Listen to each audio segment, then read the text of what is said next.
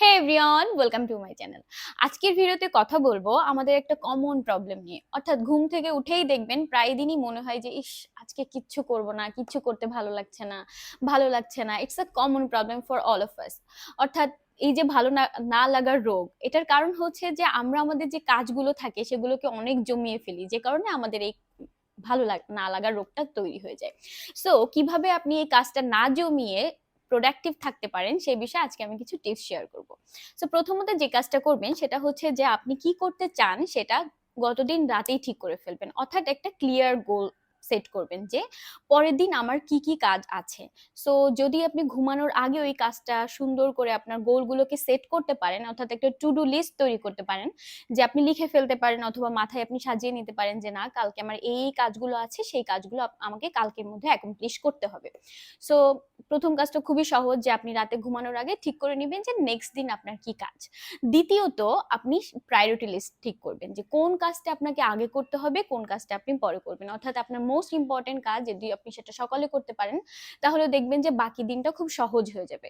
ধরুন আমার ক্ষেত্রে আজকে আমার অনেকগুলো কাজ আছে। ধরেন আজকে আমার যিনি রান্না করে আমার জন্য, তিনি আসেননি। আমাদের জন্য যিনি রান্না করেন তিনি আজকে আসেননি, সুতরাং আমার রান্না করার দায়িত্ব। সো সকালে উঠেই আমাকে প্রথমে রান্না করতে হবে। অর্থাৎ আমার যে প্রায়োরিটি লিস্ট আছে সেই লিস্টের প্রথমেই কিন্তু এই বিষয়টা চলে যাবে। অর্থাৎ আপনি এইভাবে প্রায়োরিটি লিস্ট তৈরি করবেন। সো আমার যেমন আজকে প্রথমেই কাজ হচ্ছে রান্না করা, দ্বিতীয় কাজ হচ্ছে আমি যেহেতু রেগুলার ভিডিও আপলোড দেই, সুতরাং আমাকে ভিডিও তৈরি করতে হবে। সো আমি বসে গিয়েছি ভিডিও তৈরি করতে। এরপরে ধরেন আমার মেহমান আসবে রাতে, সো আমি সেটার জন্য প্রিপারেশন নিব। সো এইভাবে করে প্রত্যেকটা প্রায়োরিটি লিস্ট ঠিক করবেন। এছাড়াও আমার আরো বেশ কিছু কাজ আছে, যেমন ধরুন আমার একজন টিচারকে মেইল করতে হবে। সো এই কাজগুলো কিন্তু আমার কাছে ইম্পর্টেন্ট, কিন্তু আজকে কিন্তু আমি এই কাজগুলো করতে পারবো না, কারণ আমার প্রায়োরিটি লিস্টে কিন্তু অন্য কাজগুলো চলে এসেছে। সুতরাং নিজেকে ওভারওয়েলম না করে আপনি এই যে যে কাজগুলো আপনার জন্য আজকেই ইম্পর্টেন্ট বা কালকেই ইম্পর্টেন্ট, সেভাবে আপনি সাজাবেন যে আমি কালকে কোন কোন কাজগুলো করতে পারবো। সো যদি সেভাবে সাজিয়ে নেন তাহলে দেখবেন যে আপনার কাজটা অনেক সহজভাবে আপনি করতে পারছেন। সো আই হোপ আপনিও আমি যেভাবে ঠিক করেছি যে কোন কোন কাজগুলো আজকে আমি করব, ইম্পর্টেন্ট কাজগুলো সেগুলো করব। এরপরে যদি এক্সট্রা কিছু টাইম থাকে তাহলে যে আর কিছু কাজ বাকি থাকে সেগুলো আমি করার চেষ্টা করব, এবং না পারলে সেটা পরের দিনের জন্য রেখে দিব। সুতরাং প্রথমত যেটা করবেন, গোল সেট করে নেবেন। দ্বিতীয়ত প্রায়োরিটি লিস্ট ঠিক করবেন। 3 নাম্বার, ঘুম থেকে উঠে একদম প্রোক্রাস্টিনেট না করে, অর্থাৎ আপনি কোনো লেজি ভাব না রেখে ঘুম থেকে উঠেই আপনি প্রথম সবচেয়ে ইম্পর্টেন্ট কাজটা শুরু করে দিবেন। অর্থাৎ 3 নাম্বার সবচেয়ে ইম্পর্টেন্ট কাজ হচ্ছে স্টার্ট করা। আপনি যদি কাজটা শুরু করতে পারেন তাহলেই দেখবেন একটা একটা করে প্রত্যেকটা কাজই আপনার শেষ হয়ে যাবে। সো এই ক্ষেত্রে যদি আপনি একটু লিখে নেন তাহলে একটা টিক দিবেন, দুইটা টিক দিবেন, ভেতরে কিন্তু একটু ভালো লাগবে যে না, আমার এই কাজটা করা হয়ে গিয়েছে, এই কাজটা করা হয়ে গেছে, এখন আমার 3 নাম্বার যে কাজটা সেটা আমাকে করতে হবে।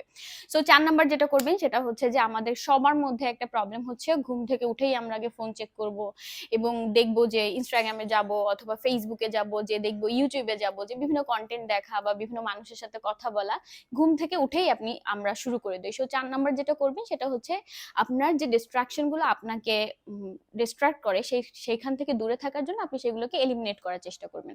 যেমন আমার ক্ষেত্রে যেটা হয় আমি করি হচ্ছে যে আমি যখনই দেখি যে আমার পরের দিন অনেক ইম্পর্টেন্ট কাজ আছে, আগের দিন আমি ফোনটাকে অফ করে ফেলি।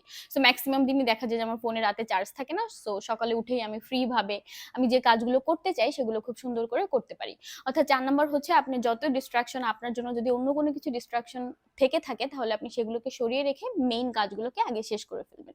5 নাম্বার যেটা করবেন সেটা হচ্ছে যে প্রত্যেকটা কাজের মাঝখানে একটু একটু করে ব্রেক নেবেন, যাতে আপনার দিন শেষে নিজেকে ড্রেইন ফিল না হয়। অর্থাৎ আপনার যেন এনার্জিটা থাকে, অর্থাৎ পরবর্তী কাজ করার জন্য আপনাকে একটু রেস্ট নিয়ে নিয়ে পরবর্তী কাজটা করতে হবে। অর্থাৎ প্রথম কাজটা করলেন, একটু রেস্ট নেবেন, দ্বিতীয় কাজটা করবেন।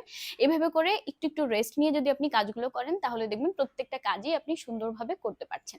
6 নাম্বার সেটা হচ্ছে যে আপনাকে ডিসিপ্লিন থাকতে হবে। অর্থাৎ প্রতিদিন যদি আপনি কোনো কাজ করতে চান তাহলে আপনাকে ডিসিপ্লিন থাকতে হবে। অর্থাৎ আপনি যে কাজগুলো করতে চাচ্ছেন সেগুলোকে একদম দেরি না করে, প্রোক্রাস্টিনেট না করে আপনি একদম নিয়ম মাফিক সে কাজগুলো করবেন। কারণ আপনি যদি ডিসিপ্লিন না থাকেন তাহলে দেখবেন আপনার কাছে অনেক অনেক কাজ জমে যাবে এবং পরবর্তীতে আপনার কোনো কিছুই করা হবে না। দিন শেষে আপনি অনেক উল্টাপাল্টা চিন্তা শুরু করবেন এবং কোনো কাজ প্রোডাক্টিভ ভাবে আপনার দিনটা শেষ হবে না।